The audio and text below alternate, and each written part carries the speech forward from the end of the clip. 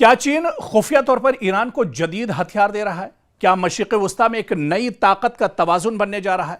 और आखिर अमेरिकी सदर डोनाल्ड ट्रंप ने चीन को खुलेआम खबरदार क्यों किया है? और अगर ये तमाम खबरें दुरुस्त हैं कि चीन ईरान के साथ है, तो फिर क्या अब पूरा मशरिक़ वस्ता एक तरह से नई कशीदगी की लपेट में आ रहा है? बल्कि अब एशियाई जो ममालिक हैं वो भी अब इस कशीदगी की लपेट में आ रहे हैं। अब यहां से आप देखिए कि इस जंग का दायरा बढ़ रहा है, क्योंकि अमेरिकी सदर डोनाल्ड ट्रंप ने कहा है कि अगर चीन ईरान को हथियार फराहम करता है तो इन्हें बहुत ज्यादा मायूसी होगी। ट्रंप का कहना है कि चीनी सदर शी जिनपिंग ने इन्हें जाती तौर पर यकीन दहानी कराई थी कि बीजिंग ईरान को असलाहा फराहम नहीं करेगा। लेकिन जो रिपोर्टें गश्त कर रही हैं, इससे पहले जो रिपोर्ट हमने बनाई और डिटेल में आपको बताया कि मैन पैड्स अब चीन ईरान को दरअसल देने वाला है और इस पर तकरीबन जो डील है वो भी ईरान के साथ हो चुकी है। तो ये एक अमेरिका के लिए बहुत बड़ा झटका होगा और इसी वजह से अब अमेरिकी सदर डोनाल्ड ट्रंप का इस पर बयान भी आ रहा है। और यह बयान ऐसे वक्त में आया है जब बाज मीडिया रिपोर्ट्स में दावा किया गया है कि ईरान को बहुत जल्द ही चीन के तैयार करदा सैकड़ों शोल्डर फायर्ड मिसाइल मिल सकते हैं और ये वो हल्के लेकिन इंतहाई खतरनाक मिसाइल होते हैं जिन्हें एक शख्स अपने कंधे पर रखकर फायर कर सकता है। और ये हेलीकॉप्टर, ड्रोन्स और कम बुलंदी पर यानी नीचे सतह पर जो परवाज करने वाले तैयारों के लिए ये बहुत बड़ा खतरा समझे जाते हैं। और अगर ईरान को वाकई इस नौयत के जदीद हथियार मिलते हैं तो इसकी दिफाई सलाहियत में नुमाया इजाफा होगा। ईरान कहीं ना कहीं एक तरह से मैदान में और मजबूत हो जाएगा और यही वजह है कि अमेरिका इस पूरे मामले पर गहरी नजर रखे हुए है। ट्रंप ने वाज़ेह अल्फाज में कहा है कि वो इस खबर से खुश नहीं है। अगर चीन ने वाकई ऐसा किया तो ये दोनों जो ममालिक हैं यानी चीन और अमेरिका के दरमियान एतमाद को शदीद नुकसान पहुंचाएगा। इनके मुताबिक शी जिनपिंग ने इन्हें यकीन दिलाया था कि चीन ईरान को असलाहा फराहम नहीं करेगा, इसलिए वो उम्मीद करते हैं कि ये रिपोर्ट्स दुरुस्त साबित नहीं होंगी। दूसरी तरफ चीन का मौकफ यह रहा है कि वो मशरिक़ वस्ता में कशीदगी कम करने का ख्वाह है और तमाम फरीकों से मुज़ाकरात की हिमायत करता है। ताहम बीजिंग ने इन ताज़ा रिपोर्ट्स पर बाज़ाब्ता तौर पर कोई वाज़ेह तबसरा नहीं किया है। लेकिन इतना जरूर है कि यह मामला सिर्फ अमेरिका और चीन तक महदूद नहीं है।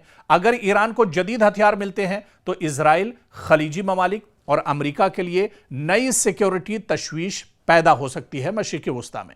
दूसरी जानिब ईरान का मौक़िफ़ है कि उसे अपनी दिफाई सलाहियत मजबूत करने का यानी अपनी सिक्योरिटी और अपनी हिफाजत का मुकम्मल हक हासिल है, ख़ासतौर पर ऐसे वक्त में जब पूरे खित्ते में मुसलसल कशीदगी और फौजी दबाव मौजूद है।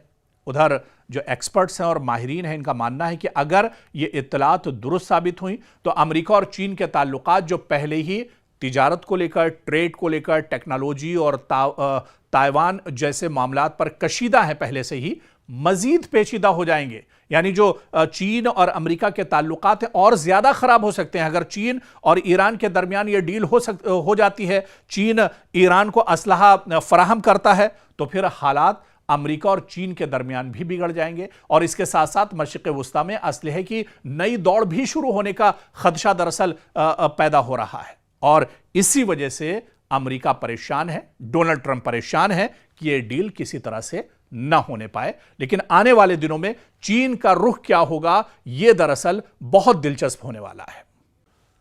अगर बुहारे अहमर में जहाज महफूज ना रहे तो सिर्फ मशरिक़ वस्ता ही नहीं बल्कि पूरी दुनिया की तिजारत हिलकर रह जाएगी। तेल महंगा हो सकता है, सप्लाई चेन मुतासिर हो सकती है और आलमी मईशत को अरबों डॉलर का नुकसान हो सकता है। और यही वजह है कि अब सऊदी अरब एक ऐसे बैनुल-अक़वामी इत्तिहाद की तश्कील की कोशिश कर रहा है, इंटरनेशनल यूनिटी की बात कर रहा है, जो बुहारे अहमर में जहाज़ों को हूसी मुजाहिदीन के हमलों से महफूज रख सके। आखिर ये इत्तेहाद इतना ज़रूरी क्यों हो गया है और क्या इससे खित्ते में एक नई कशीदगी जन्म ले सकती है? दरअसल इसको एक बड़े कैनवस में समझना होगा, इसको बहुत डिटेल में समझना होगा, क्योंकि बुहारे अहमर यानी रेड सी दुनिया की अहम तरीन समंदरी गुजरगाहों में शुमार होता है। एशिया, यूरोप और मशरिक़ वस्ता के दरमियान होने वाली आलमी जो ट्रेड का बड़ा हिस्सा इसी रास्ते से गुजरता है। रोजाना लाखों बैरल तेल और बेशुमार तिजारती सामान इसी समंदरी रास्ते से दुनिया भर तक पहुंचता है। लेकिन गुज़श्ता कई बरसों से यमन के हूसी लड़ाकों की जानिब से बुहैरे अहमर में तिजारती जहाज़ों पर मिसाइल, ड्रोन और दीगर हमलों ने इस रास्ते को गैर महफूज बना दिया है। हूसियों का कहना है कि वो गजा जंग के तनाजुर में इजराइल या इससे वाबस्ता जहाज़ों को निशाना बनाता है। ताहम इन हमलों की जद में कई दूसरे ममालिक के तिजारती जहाज भी आ चुके हैं। अब खबर यह है कि सऊदी अरब बुहैरे अहमर में जहाजरानी के तहफ़्फ़ुज़ के लिए एक बैनुल अक़वामी इत्तिहाद बनाने की कोशिश कर रहा है। रॉयटर्स के मुताबिक सऊदी हुकाम मुख्तलिफ ममालिक से बातचीत कर रहे हैं ताकि एक ऐसा मुश्तरका निज़ाम बनाया जा सके जो इस अहम समंदरी रास्ते को महफूज रख सके, क्योंकि अब धड़कनें सऊदी अरब की भी बढ़ने लगी हैं। सऊदी अरब पर भी अब तेल की किल्लत एक तरह से हो सकती है अगर रेड सी को हूसी लड़ा के अगर पूरी तरह सील कर देते हैं। इस इत्तिहाद का मकसद सिर्फ फौजी कार्रवाई नहीं बल्कि मालूमात का तबादला भी होगा, मुश्तरका निगरानी, बहरी गश्त और जरूरत पड़ने पर हमलों का फौरी जवाब देना भी हो सकता है। सऊदी अरब के लिए यह मामला इसलिए भी अहम है क्योंकि बुहैरे अहमर यानी रेड सी के साहिल पर उसके बड़े तिजारती मंसूबे, बंदरगाहें और न्योम जैसे मेगा प्रोजेक्ट्स मौजूद हैं। अगर यह रास्ता गैर महफूज रहता है तो न सिर्फ सऊदी मैशत बल्कि आलमी तिजारत भी इससे एक तरह से मुतासिर हो सकती है।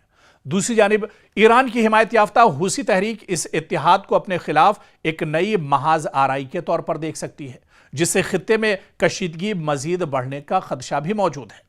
सवाल यह भी है कि क्या इस मुजव्वजा इत्तिहाद में अमरीका, यूरोपीय ममालिक और खलीजी रियासतें जो हैं शामिल होंगी, या सऊदी अरब एक अलग इलाकाई सिक्योरिटी फ्रेमवर्क कायम करेगा।